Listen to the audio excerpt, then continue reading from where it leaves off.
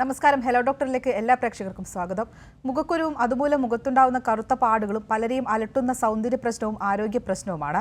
ചർമ്മസംബന്ധമായ ഇത്തരം പ്രശ്നങ്ങൾ സാധാരണവുമാണ്. എന്താണ് ഇതിന് പ്രതിവിധി എന്നതിനെക്കുറിച്ചാണ് ഹലോ ഡോക്ടർ ഇന്ന് നമ്മളോട് സംസാരിക്കുന്നത്. ഈ വിഷയത്തെക്കുറിച്ച് ചർച്ച ചെയ്യാൻ നമ്മളോട് കൂടെയുള്ളത് കോട്ടയം ഗവൺമെന്റ് മെഡിക്കൽ കോളേജിലെ ത്വക്കുരോഗ വിഭാഗം പ്രൊഫസർ ഡോക്ടർ മേരി വിനീതയാണ്. ഡോക്ടർ നമസ്കാരം. നമസ്കാരം. ഡോക്ടർ, ഇടയ്ക്കിടെ വരുന്ന മുഖക്കുരു പലരെയും അലട്ടുന്ന ഒരു പ്രശ്നമാണ്. മുഖക്കുരു ഏത് പ്രായം മുതൽ വരാം, അതുപോലെ ഏത് പ്രായം വരെ വരാം? 10 വയസ്സ് മുതൽ നമ്മൾ മുഖക്കുരു കാണാറുണ്ട്. അതായത് ഹോർമോണുകളുടെ വ്യതിയാനം ആരംഭിക്കുന്ന പ്രായമാണ് കൗമാരക്കാരില്. അപ്പൊ ആ പ്രായം മുതലേ നമ്മൾ മുഖക്കുരു കണ്ടു തുടങ്ങുന്നു. ഏകദേശം ഒരു 35 വയസ്സ് വരെ വളരെ ആക്റ്റീവായിട്ട് മുഖക്കുരു കാണാറുണ്ട്. പക്ഷെ ചിലരിൽ എങ്ങനെയാന്ന് വെച്ചാൽ ഒരു 25 കഴിഞ്ഞതിന് ശേഷമായിരിക്കും ആദ്യമായിട്ട് മുഖക്കുരു വരുന്നത്. അതിന് ലേറ്റ് ഓൺസെറ്റ് ആക്നി എന്നും പറയാറുണ്ട്. പക്ഷെ സാധാരണയായി നമ്മൾ കാണുന്നത് ഒരു കൗമാരക്കാരിൽ തന്നെ ഒരു 10-11 വയസ്സുള്ളപ്പോൾ തന്നെ മുഖക്കുരു തുടങ്ങുന്നത് കാണാറുണ്ട്. അത് ഒരു 35 വയസ്സ് വരെ നിൽക്കുകയും ചെയ്യും. ഡോക്ടർ, മുഖക്കുരു എത്ര തരമുണ്ട്? മുഖക്കുരു പലതരമുണ്ട്. പക്ഷെ തരം എന്നതിനേക്കാളും അതിന്റെ സിവിയറിറ്റി, തീവ്രത അനുസരിച്ച് നമ്മൾ മുഖക്കുരുവിനെ 4ആയിട്ട് തിരിച്ചിട്ടുണ്ട്. അപ്പൊ അതിന്റെ തുടക്കം എങ്ങനെയാന്ന് വെച്ച് കഴിഞ്ഞാൽ നമ്മൾ ഈ ബ്ലാക്ക് ഹെഡ്സ് എന്ന് പറയുമല്ലോ, ചെറിയ ചെറിയ കറുത്ത കുരുക്കൾ, കൊമിഡോൺസ് എന്ന് പറയുന്നത്, അതാണ് ഏറ്റവും മൈൽഡ് ആയിട്ടുള്ള ഏറ്റവും തീവ്രത കുറഞ്ഞ മുഖക്കുരു. അതിനുശേഷം കുറച്ചും കൂടി തടിപ്പുള്ള കുരുക്കളായിട്ട് വരും. അതിനെയാണ് ഈ പാപ്പുലാർ ആക്നി എന്ന് പറയുന്നത്. പിന്നെ പഴുത്ത കുരുക്കൾ വരുന്നു. ഏറ്റവും തീവ്രത കൂടിയതാണ് സിസ്റ്റ് പോലെയുള്ള, അത് കട്ടിയുള്ള മുഴകൾ മുഖത്ത് വരുന്ന നൊഡുലോ സിസ്റ്റിക് ആക്നി എന്ന് പറയുന്നത്. ഇങ്ങനെ 4 ഗ്രേഡുകളാണ്, തീവ്രതയുടെ 4 ഗ്രേഡുകളാണ് മുഖക്കുരുവിന്.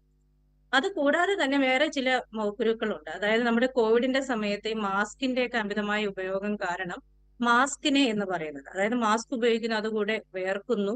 അപ്പൊ ഇതെല്ലാം ചേർന്ന് മാസ്കിനെ, ആ മുഖക്കുരു വെക്കുന്ന ഈ നമ്മൾ മാസ്ക് വെക്കുന്ന ഭാഗത്ത് കൂടുതൽ മുഖക്കുരു വരും. അതാണ് മാസ്കിനെ എന്ന് പറയുന്നത്. അത് കൂടാതെ തന്നെ ഈ കോസ്മെറ്റിക്സ്, മേക്കപ്പിന്റെ ഒക്കെ അമിതമായ ഉപയോഗം കാരണം മുഖക്കുരുക്കൾ കൂടുതലായിട്ടും ചിലപ്പോൾ അത് കാരണം കൊണ്ട് മാത്രം മുഖക്കുരു വരികയും ചെയ്യാം. അതിനെ കോസ്മെറ്റിക് ആക്നി എന്നാണ് പറയുന്നത്. പിന്നെ ക്ലോർ ആക്നി, ഓയിൽ ആക്നി എന്ന് പറയുന്ന ഈ പെട്രോളിയം ഉൽപ്പന്നങ്ങൾ അതുമായിട്ട് ബന്ധപ്പെട്ട് ജോലി ചെയ്യുന്നവരിൽ കാണുന്ന മുഖക്കുരുവിനെയാണ് ക്ലോർ ആക്നി എന്ന് പറയുന്നത്. അപ്പൊ ഈ തരത്തിലും മുഖക്കുരു കാണും.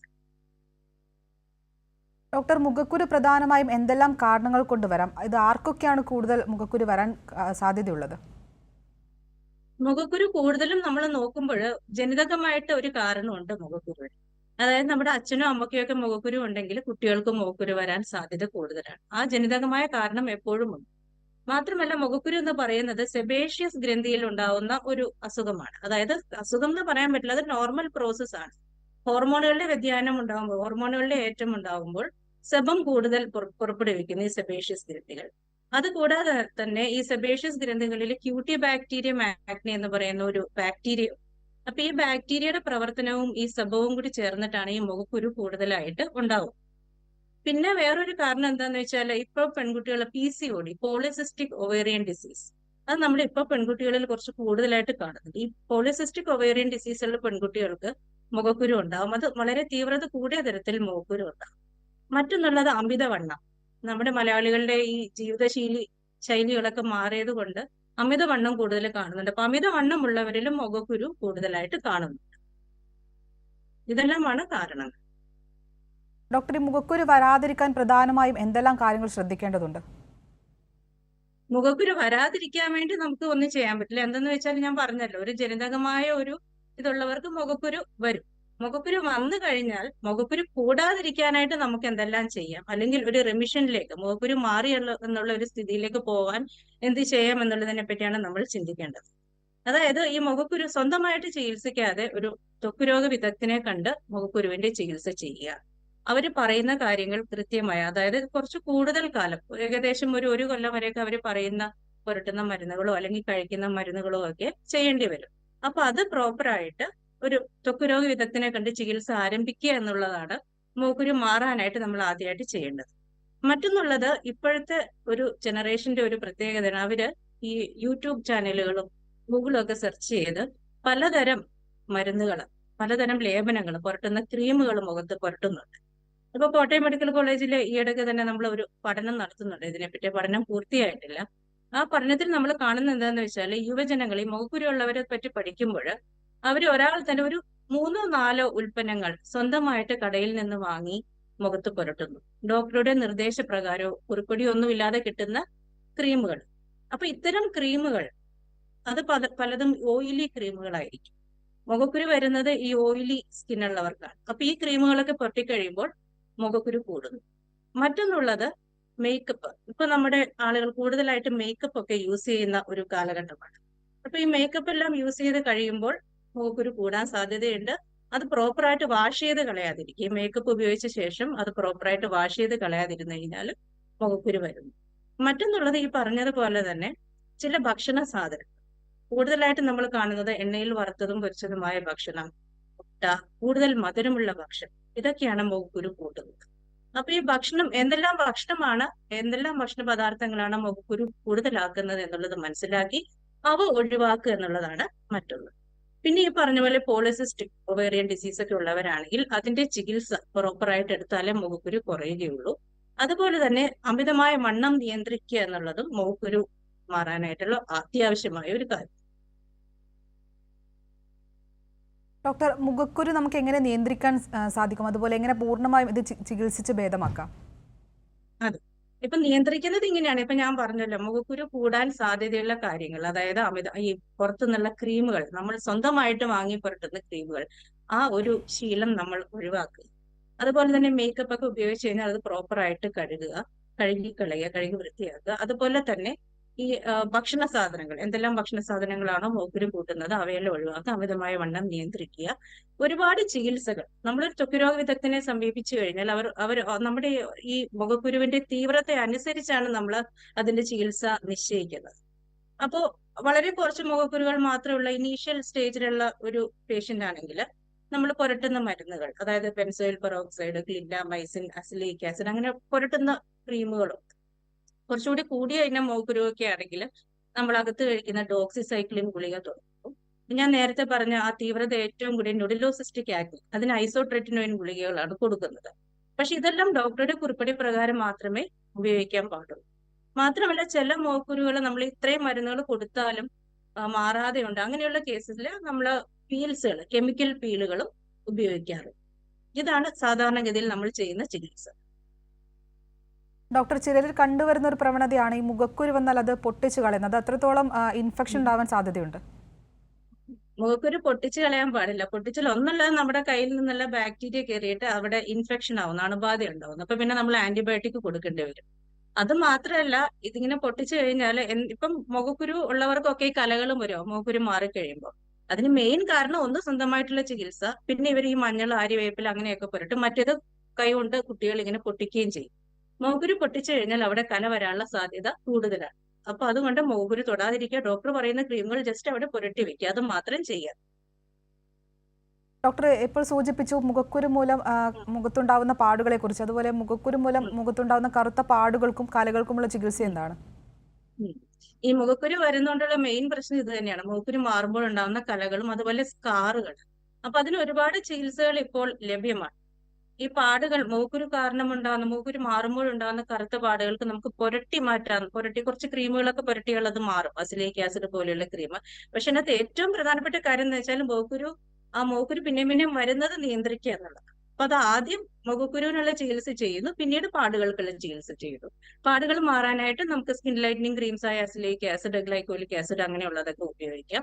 അത് മാത്രമല്ല, പലതരം കെമിക്കൽ പീൽസ് ഉണ്ട് പാടുകൾ മാറാൻ. പാടുകൾക്ക് വേണ്ടി നമ്മൾ പീലുകളാണ് ഉപയോഗിക്കുന്നത്. Chemical peel, glycolic acid peel, azelaic acid peel, mandelic acid peel, അങ്ങനെ ഒത്തിരി പീലുകളുണ്ട്. പിന്നെ ഈ പറഞ്ഞ സ്കാറിന് നമുക്ക് സർജിക്കൽ ട്രീറ്റ്മെന്റിലൂടെ മാത്രമേ നമുക്ക് മാറ്റിയെടുക്കാൻ പറ്റും. മാറ്റിയെടുക്കാന്ന് വെച്ചാൽ നമുക്ക് 100% മാറ്റിയെടുക്കാൻ പറ്റില്ല. അതുകൊണ്ടാണ് പറയുന്നത് മുഖക്കുരു ആദ്യമേ തന്നെ ചികിത്സിക്കുക.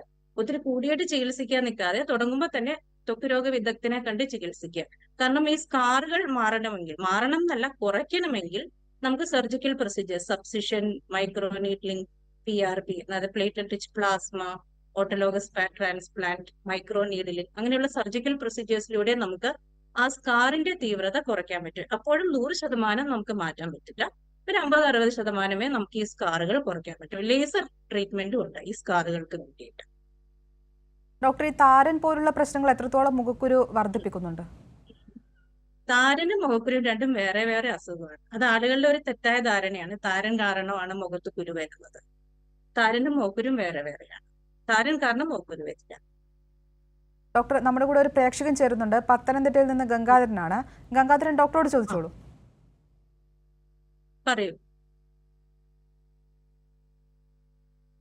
ഹലോ. ഗംഗാധരൻ ചോദിച്ചോളൂ. എന്റെ ഈ കയ്യിലും കാലിലും ഒക്കെ കറുത്ത ഡോട്ടായിട്ട് പാട് ചെയ്യുക, കറുത്ത പാട്. ആ തൊലി അങ്ങ് കറക്കുക.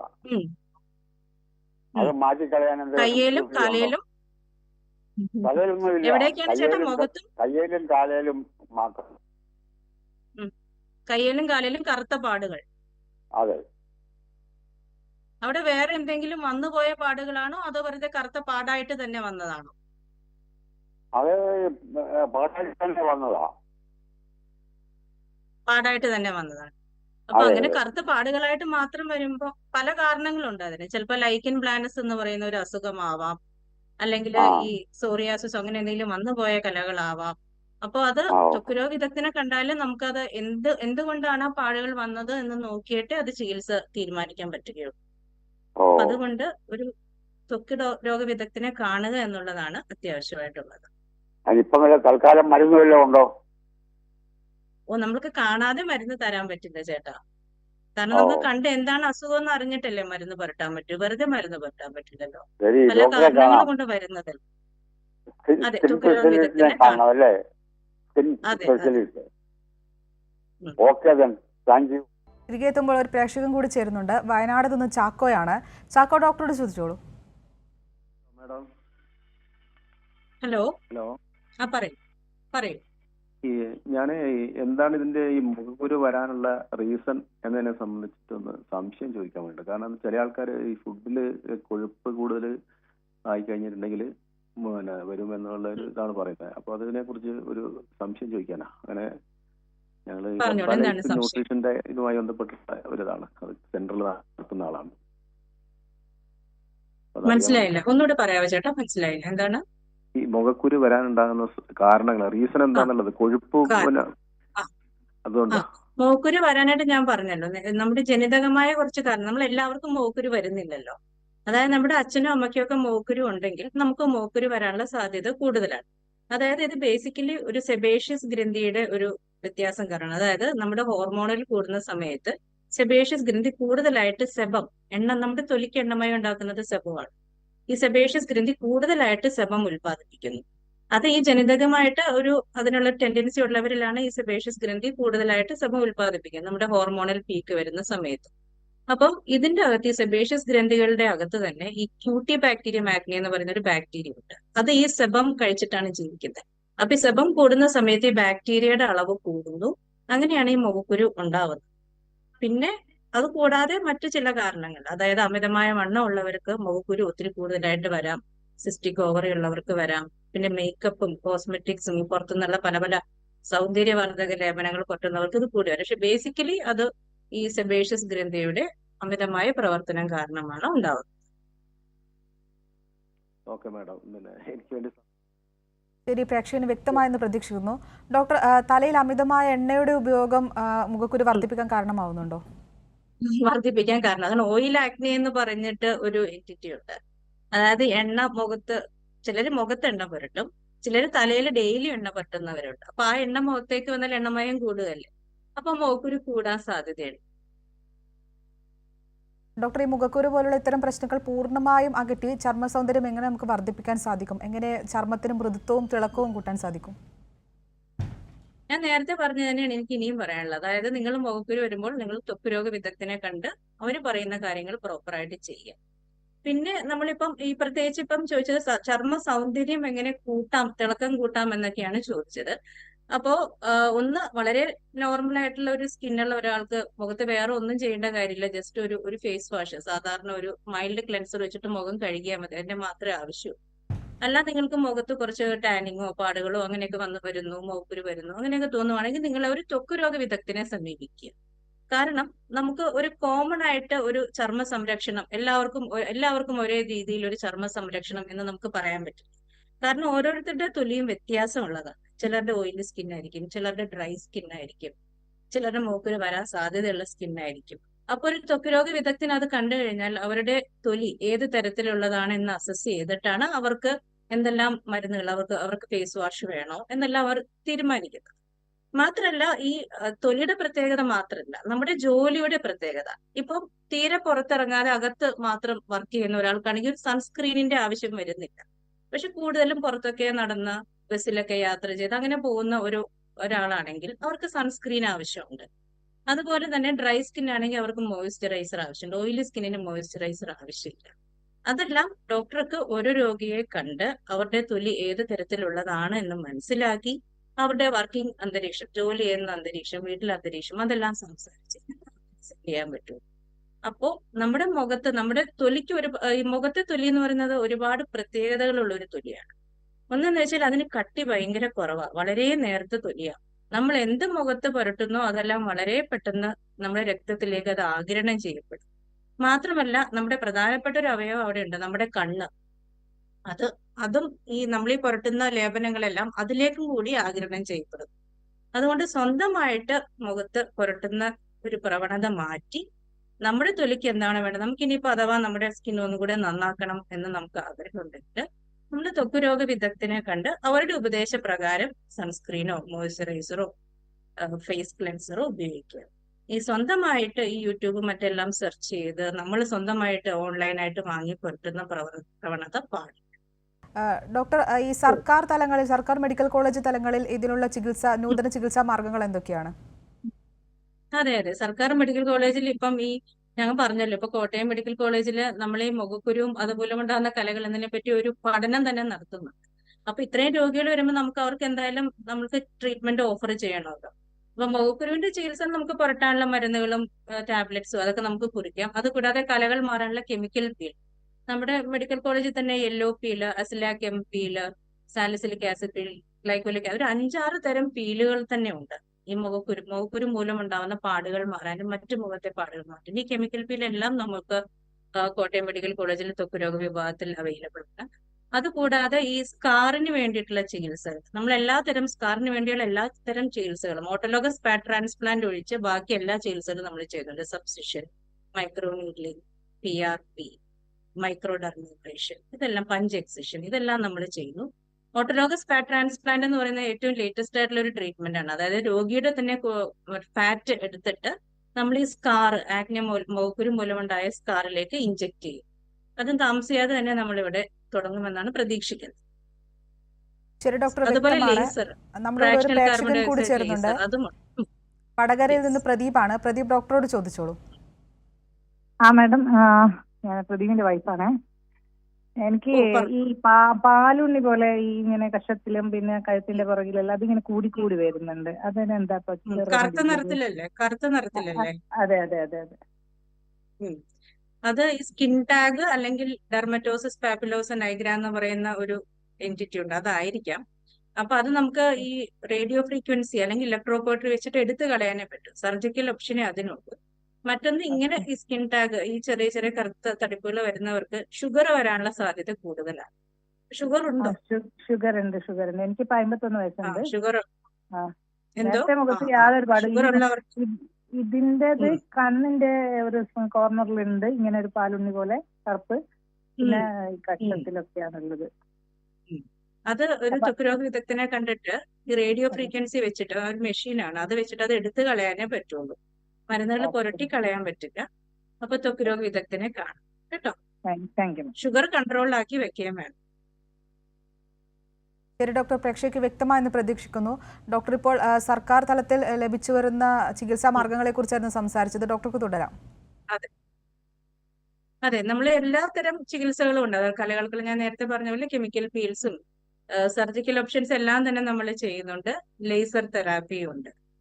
അപ്പോൾ നമ്മുടെ മെഡിക്കൽ കോളേജിലേക്ക് വന്നു കഴിഞ്ഞാൽ ഈ ഇഷ്യൂ ആയിട്ട് വരുന്നത് കൂടുതലും ചെറുപ്പക്കാരാണ് വരുന്നത്. ഈയിടെയായിട്ട് നമ്മൾ കൂടുതൽ രോഗികളെ കാണുന്നുണ്ട് ഈ കലകളും മുഖക്കുരു മൂലം ഉണ്ടാകുന്ന കലകളും ഈ സ്കാറുമായിട്ട് വരുന്നത്. ഒരുപക്ഷെ ആളുകൾ ഇതിനെപ്പറ്റി കൂടുതൽ ബോധവാന്മാരായത് കൊണ്ടായിരിക്കാം.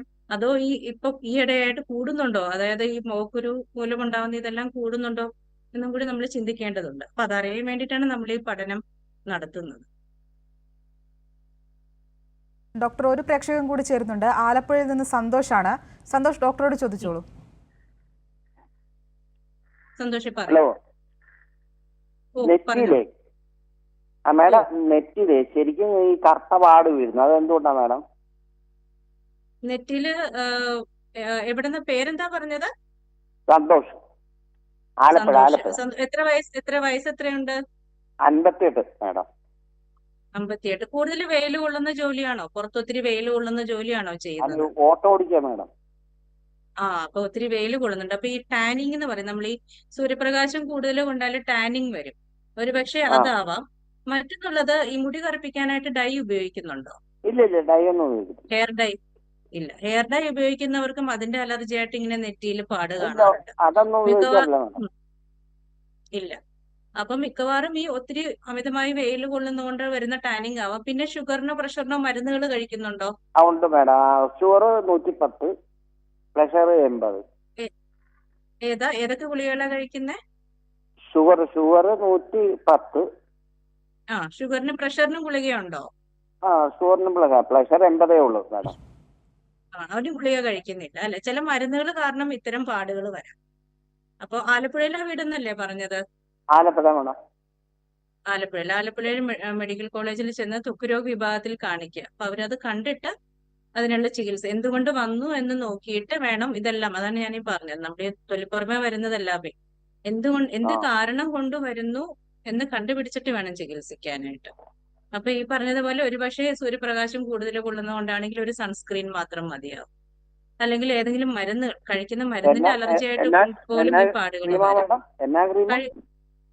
സൺസ്ക്രീൻ അത് ത്വക്ക് രോഗ വിദഗ്ധനെ കണ്ടിട്ട് തന്നെ എഴുതിപ്പിച്ചാൽ മതി കേട്ടോ. സൺസ്ക്രീൻ ഉപയോഗിക്കേണ്ടി വരാം. അല്ലെങ്കിൽ മരുന്നുകളുടെ അലർജി ആണോ എന്ന് നോക്കിയിട്ട് മരുന്നുകൾ മാറ്റേണ്ടി വരും. അപ്പോ മെഡിക്കൽ കോളേജിൽ ചെന്ന് കാണുക. വർഷങ്ങളായിട്ട് ഈ ഗുളിക കഴിക്കുന്നേ. ചിലപ്പം ചിലർക്ക് അതെ. അല്ല, ചിലപ്പം ഈ ഗുളികളുടെ അലർജിയും ഒന്നും അപ്പൊ തന്നെ വരണമെന്നില്ല. ചിലപ്പോ വർഷങ്ങളും മാസങ്ങളും കഴിച്ചതിന് ശേഷമൊക്കെയാണ് ചിലർക്കൊക്കെ വരിക. അപ്പൊ അത് ഒന്ന് ഡോക്ടറെ കാണുക, നേരിട്ട് കണ്ടിട്ട് തീരുമാനിക്കുക ചികിത്സ. ശരി മാഡം, വിളിച്ചതിന് സന്തോഷം. ശരി ഡോക്ടർ, പ്രേക്ഷകന് വ്യക്തമായെന്ന് പ്രതീക്ഷിക്കുന്നു. ഡോക്ടർ മുന്നേ സൂചിപ്പിച്ചായിരുന്നു ഈ ഡ്രൈ സ്കിന്നിനെ കുറിച്ച്. എന്തുകൊണ്ടാണ് ഈ ഡ്രൈ സ്കിൻ വരുന്നത്, അതുപോലെ ഇതിനുള്ള പ്രതിവിധി എന്താണ്? ഡ്രൈ സ്കിൻ വരുന്നത് എന്ന് വെച്ചാൽ അത് ഈ ജനറ്റിക്സ് ആണ്. ഇക്തിയോസിസ് വൾഗാരിസ് എന്ന് പറയും. അപ്പം ജനിതകമായിട്ട് ഇപ്പം അച്ഛനും അമ്മയ്ക്കും ഒക്കെ ഡ്രൈ സ്കിൻ ആണെങ്കിൽ മിക്കവാറും കുട്ടികൾക്കും ഡ്രൈ സ്കിൻ കാണാറുണ്ട്. മാത്രമല്ല, കാലാവസ്ഥ അനുസരിച്ചും വ്യത്യാസം വരാം. തണുപ്പ് കാലാവസ്ഥയിൽ ഇപ്പം ഈ ഡിസംബർ ജനുവരി മാസങ്ങളിലെ ഡ്രൈ സ്കിൻ സാധാരണ തൊലിയുള്ളവർക്ക് പോലും സ്കിൻ ഒന്നുകൂടെ ഡ്രൈ ആവും. അതായത് കാലാവസ്ഥയിലെ വ്യത്യാസം. ഇപ്പം പുറത്ത് കാനഡയിൽ യുഎസിലുള്ളവർക്കും ഒക്കെ അവരെല്ലാം സാധാരണ നോർമൽ സ്കിൻ ഉള്ളവരാണെങ്കിൽ അവിടെ ചെന്ന് കഴിയുമ്പോൾ അവരുടെ സ്കിൻ കൂടുതൽ ഡ്രൈ ആവും. അത് കാലാവസ്ഥ, തണുപ്പ് കാരണം ഉണ്ടാവുന്ന ഡ്രൈനെസ്. ഇത് രണ്ടുമാണ് സാധാരണ ജനിതകമായ കാരണവും കാലാവസ്ഥ വ്യതിയാനം കാരണം ഉണ്ടാവുന്ന വരൾച്ചയും. പിന്നെ വേറൊന്നുള്ളത് ഈ അലർജി, അറ്റോപിക് ഡെർമറ്റൈറ്റിസ് എന്ന് പറഞ്ഞൊരു എൻറ്റിറ്റി ഉണ്ട്. അറ്റോപിക് ഡെർമറ്റൈറ്റിസ് എന്ന് മാത്രമല്ല, ഈ ആസ്മ, തുമ്മല്, നിരന്തരമായുള്ള തുമ്മല്, അങ്ങനെ അലർജിക് ടെൻഡൻസി ഉള്ളവർക്കും പൊതുവെ ഡ്രൈ സ്കിൻ കാണാം. ഈ 3 കാരണങ്ങളാണ് സ്കിൻ ഡ്രൈനെസ്സിന് കാരണം. ഡോക്ടർ, ഈ മുഖക്കുരു കൊണ്ട് സൗന്ദര്യ പ്രശ്നങ്ങളല്ലാതെ മറ്റ് ആരോഗ്യ പ്രശ്നങ്ങൾ എന്തൊക്കെയാണ്? മറ്റ് ആരോഗ്യ പ്രശ്നം, ഈ മുഖക്കുരു എന്ന് പറഞ്ഞാൽ അത് നമ്മുടെ ആ ഒരു തൊലിപ്പുറമെ മാത്രം നിൽക്കുന്ന ഒരു അസുഖമാണ്. മറ്റ് ഗൗരവമായ ആരോഗ്യ പ്രശ്നങ്ങളൊന്നും അങ്ങനെ മുഖക്കുരു കാരണം ഉണ്ടാവില്ല. പക്ഷെ ചെറു പെൺകുട്ടികളിൽ വരുമ്പോൾ നമ്മൾ ഈ പോളിസിസ്റ്റിക് ഓവറി സിൻഡ്രോം ഉണ്ടോ, അമിതവണ്ണം ഉണ്ടോ, അതെല്ലാം ഒന്ന് നോക്കണം. മുഖക്കുരു കാരണം മെയിൻ ആയിട്ട് പ്രശ്നം ഉണ്ടാകുന്നത് ഈ മുഖത്തെ കലയ്ക്കൊപ്പം ചില ആളുകളുടെ മനസ്സിലും കൂടി ഈ കലയും സ്കാറും വരും. ഞങ്ങൾ ഈയിടെ ഒരു കുട്ടിയെ കണ്ടായിരുന്നു, ഒരു 14 വയസ്സുള്ള കുട്ടി. അവൻ സ്കൂളിൽ പോകാൻ തയ്യാറല്ല. കാരണം അവന് മുഖത്ത് നിറയെ മുഖക്കുരുവാണ്, മുഖക്കുരുവിന്റെ കലകളും ഉണ്ട്.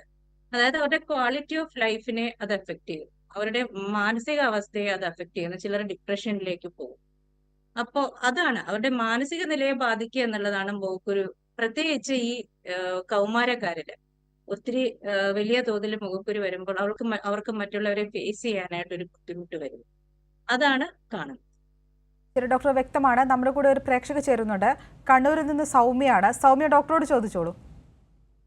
ഹലോ. സൗമ്യ പറഞ്ഞു. ഡോക്ടറെ, ഞാൻ കുറെ സ്കിൻ ഡോക്ടറെ കാണിച്ച് മരുന്ന് എടുത്തു. പക്ഷെ ഫേസിലുള്ള ഈ പിമ്പിളും പാടൊന്നും പോകുന്നില്ല. എനിക്കില്ല, കഴുത്തില്, ചെവിയില്, പുറത്ത് ഇതുപോലെയെല്ലാം പിമ്പിള് വരുവേ. നല്ല വേദനയും ഉണ്ടാവും. എത്ര വയസ്സുണ്ട് സൗമ്യക്ക്? എനിക്ക് ഇതിപ്പോ 34 ഡോക്ടറെ. 34. ഏത് പ്രായം തൊട്ടേ ഉണ്ട് മുഖക്കുരു? എനിക്കൊരു 19 വയസ്സ് തുടങ്ങിയ ചെറുങ്ങനേനും പിന്നെ തുടങ്ങിയ ഒരു മുഖക്കുരു. 24 വയസ്സായാലും പിന്നെ ഇതിങ്ങനെ അധികമായി പുറത്തു അധികമായിട്ട് വരും. അപ്പം എല്ലാം. അപ്പൊ അകത്ത് കഴിക്കേണ്ട ഗുളികൾ സാധാരണ ഇത്രയും തീവ്രമായിട്ട് കുരുക്കൾ ഉണ്ടെങ്കിൽ അകത്ത് ഗുളികൾ കഴിക്കേണ്ടി വരും. അത് കഴിച്ചിരുന്നോ? സ്കിന്നിന്റെ ഡോക്ടറെ കണ്ടിട്ട് അകത്ത് കഴിക്കാൻ ഗുളികൾ ഒരു പ്രാവശ്യം തന്നിരുന്നോ? കഴിച്ചിനെ അന്നേരം പറഞ്ഞ് ഞാൻ കുഞ്ഞിന് പാല് കൊടുക്കുന്നോണ്ട് എനിക്ക് ഗുളിക അങ്ങനത്തെ ഒന്നും തന്നിട്ടില്ലേനു. മരുന്ന് ഇത് തേക്കേണ്ട പുരട്ടാനുള്ള മരുന്നുകളെ തന്നു ഓയിൻമെന്റ് മാത്രമേനും തന്നെ. തന്നിട്ടുണ്ട്. അത് ശരിയാണ്. അത് ഡോക്ടർ പറഞ്ഞത് ശരിയാണ്. കുഞ്ഞുങ്ങളെ പാലൂട്ടുന്നതാണെങ്കിൽ നമുക്ക് ഈ പറഞ്ഞ ഡോക്സിസൈക്ലിൻ ഗുളികയൊക്കെയാണ് തരുന്നത്. ഡോക്സിസൈക്ലിൻ എന്ന് പറയുന്ന ഗുളികയാണ് ഈ തീവ്രമായ മുഖക്കുരു ഉള്ളവർക്ക് തരുന്നത്. അപ്പൊ അത് കുഞ്ഞുങ്ങൾക്ക് പാൽ കൊടുക്കുമ്പോൾ അത് പാടില്ല. കാണിച്ചു തരാൻ പറഞ്ഞു നിങ്ങളെ ഹാർമോണിന്റെ പ്രശ്നമായത് അതുകൊണ്ടാ ഇങ്ങനെ മാറാത്ത ഇതിങ്ങനെ വന്നോണ്ടേ ഹാർമോൺ നിങ്ങൾ ട്രീറ്റ്മെന്റ് ചെയ്യണോന്ന്. മാത്രല്ല ഇപ്പൊ കുഞ്ഞിന് പാൽ കൊടുക്കുമ്പോ ഈ ഹോർമോണൽ ട്രീറ്റ്മെന്റുകളും അതൊന്നും പറ്റില്ല.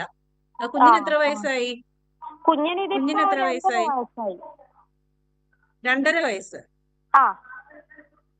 ശരി. അപ്പൊ കുഞ്ഞിനെ പാലൂട്ടുന്നത് നിർത്തി കഴിഞ്ഞാൽ നമുക്ക് ഈ മരുന്നുകളെല്ലാം നിങ്ങൾക്ക് തരാൻ പറ്റുള്ളൂ. ഡോക്സിസൈക്ലിൻ ഗുളിക, അതുപോലെ ഞാൻ ഈ പറഞ്ഞല്ലോ ഐസോട്രെറ്റിനോയിൻ എന്ന് പറഞ്ഞ ഒരു ഗുളികയുണ്ട്. പക്ഷെ അത് ഐസോട്രെറ്റിനോയിൻ ഗുളിക കഴിക്കുന്ന സമയത്ത് നമ്മൾ ഗർഭിണിയാവാൻ പാടില്ല. അപ്പൊ ഡോക്ടറുടെ പ്രിസ്ക്രിപ്ഷൻ പ്രകാരം മാത്രമേ ഐസോട്രെറ്റിനോയിൻ തുടങ്ങാൻ പറ്റുള്ളൂ. ആ സമയത്ത് ഗർഭനിരോധന മാർഗങ്ങൾ ഉപയോഗിക്കേണ്ടി വരും ഐസോട്രെറ്റിനോയിൻ ഗുളിക കഴിക്കുമ്പോൾ. അതെല്ലാം ഡോക്ടറുടെ പ്രിസ്ക്രിപ്ഷൻ പ്രകാരം ഡോക്ടറെ കണ്ടിട്ടേ തുടങ്ങാൻ പറ്റും. മറ്റൊന്നുള്ളത് സമയം വേറെ എന്തെങ്കിലും ക്രീമുകൾ പുരട്ടുന്നുണ്ടോ മുഖത്ത്? അതായത് വേറെ സൺസ്ക്രീൻ ഞാന് സൺസ്ക്രീൻ അങ്ങനെ ഇല്ല ഡോക്ടർ. ആദ്യം ഒരു മോയ്സ്ചറൈസേഷൻ ഉണ്ട് ഡ്യൂവൻസ് എന്ന് പറഞ്ഞിട്ട് ഒന്ന് തേക്കലുണ്ടേനെ. ഇപ്പൊ ഒന്നും തേക്കലില്ല. മോയ്സ്ചറൈസർ. ഈ മോയ്സ്ചറൈസർ ഉപയോഗിക്കുന്നത് നിർത്തണം കേട്ടോ. കാരണം ഈ മുഖക്കുരു ഉണ്ടാവുന്നത് ഓയിലി സ്കിന്നിനാണല്ലോ. അപ്പോ മോയ്സ്ചറൈസർ ഉപയോഗിക്കുന്നത് നിർത്തുക. പിന്നെ ഇപ്പൊ ഡോക്ടർ സമയക്കുറവ് മൂലം ഞാൻ ഇടപെടുകയാണ്. പ്രേക്ഷകർക്ക് വ്യക്തമായെന്ന് പ്രതീക്ഷിക്കുന്നു. മുഖക്കുരും അതുമൂലം മുഖത്തുണ്ടാവുന്ന കറുത്ത പാടുകളെ കുറിച്ചുമാണ് ഹലോ ഡോക്ടർ ഇന്ന് സംസാരിച്ചത്. ഈ വിഷയത്തെക്കുറിച്ച് നമ്മൾ സംസാരിച്ചത് കോട്ടയം ഗവൺമെന്റ് മെഡിക്കൽ കോളേജിലെ ത്വക്കുരോഗ വിഭാഗം പ്രൊഫസർ ഡോക്ടർ മേരി വിനീതയാണ്. ഡോക്ടർ നന്ദി. ഹലോ ഡോക്ടറിന്റെ ഇന്നത്തെ സമയം ഇവിടെ അവസാനിക്കുന്നു. നമസ്കാരം.